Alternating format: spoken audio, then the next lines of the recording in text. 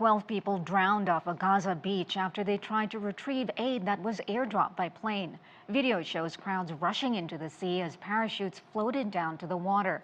U.S. officials said some of the bundles of supplies had malfunctioning parachutes. The medical situation in some Gaza hospitals is now an unimaginable crisis, according to some aid groups. They say some patients with open wounds are being left untreated.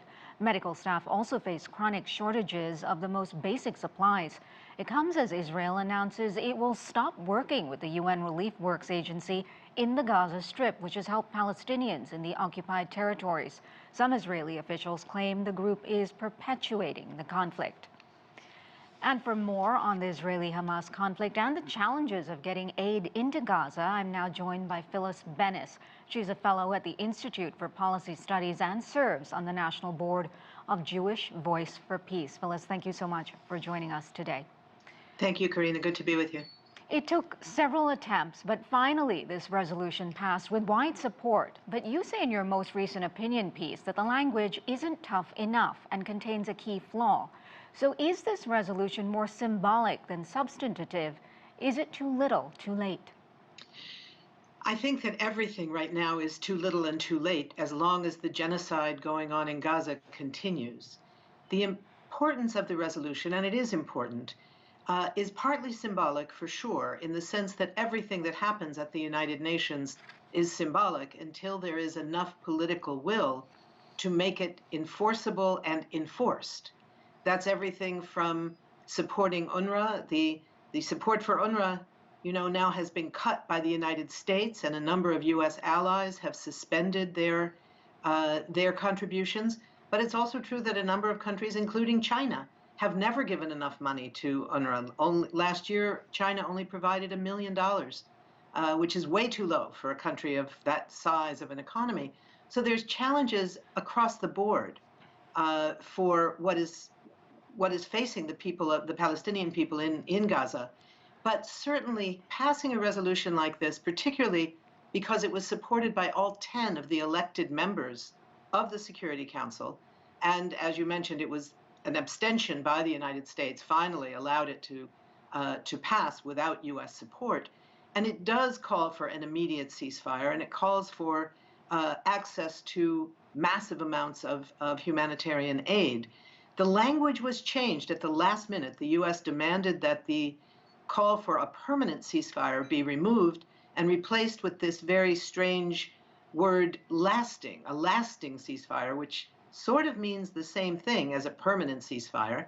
That seemed to be the final thing that allowed the U.S. to abstain and allow the resolution to pass rather than vetoing it. The U.S. has a long history of vetoing resolutions at the United Nations that criticize Israel or that call for a ceasefire in occasions when Israel is assaulting either Gaza or Lebanon, as we have seen in the past. The other flaw, the other problem of the resolution is that it calls for a ceasefire only for about 2 weeks. The language of the resolution said that it was calling for an immediate ceasefire throughout the month of Ramadan, but that was begun 2 weeks ago. Ramadan started 2 weeks ago. There's only about 2 weeks left. So this is actually a very short ceasefire. Any ceasefire that will stop the bombing and allow more aid in will be very important, but it's not nearly enough. Yeah, absolutely. Phyllis, I guess the big question that's really frustrating everyone and that they want an answer to is what happens next?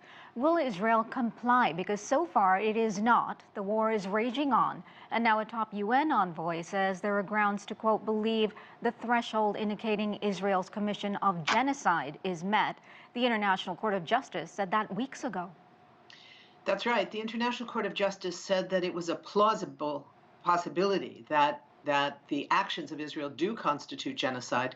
And one of the important parts of that is that it puts an enormous burden not only on the perpetrators of genocide, in this case Israel, but on all the countries, Karina, all the countries that have signed the Genocide Convention. That includes Israel and the United States. They have an obligation, as do all countries that have signed it. 153 countries have signed that convention.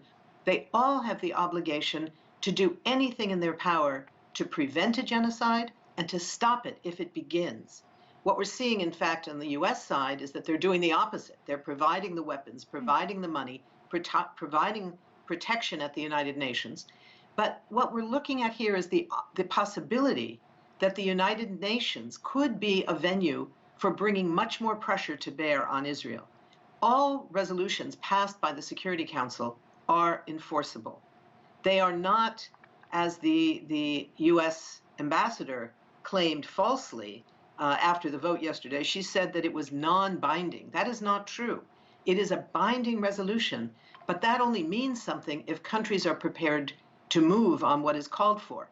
We saw that there's a history here, Karina. If we look back, the history of the struggle against apartheid in South Africa in the 1970s and 80s, you had veto after veto in the Security Council, the US and the British, vetoing all the resolutions calling for sanctions, calling for pressure to be brought to bear against apartheid South Africa, never went through. But the resolutions were then passed in the General Assembly, where the resolutions are not necessarily binding, but they provided a guideline for other countries. And other countries all around the world, pushed by social movements in those countries, began to exert pressure on South Africa. There were banking sanctions, there were trade sanctions, there was an arms embargo. All of those things could be done now to force Israel to abide by the rulings of the International Court of Justice, and certainly now by this binding resolution of the Security Council. But it takes countries in the UN, in the General Assembly, the willingness to start that process, to call for an emergency session and say, we are calling for another resolution that would be more specific, saying we need sanctions, we need boycotts, we need an arms embargo against apartheid Israel to push them to abide by these resolutions. Any country can take that initiative in the United Nations. We've seen South Africa take that initiative in the International Court of Justice. Maybe other countries need to do that within the General Assembly. All right, Phyllis Bennis, thank you for your great insight. So much appreciated. Thank you for your time. Phyllis Bennis. Thank you, Karina.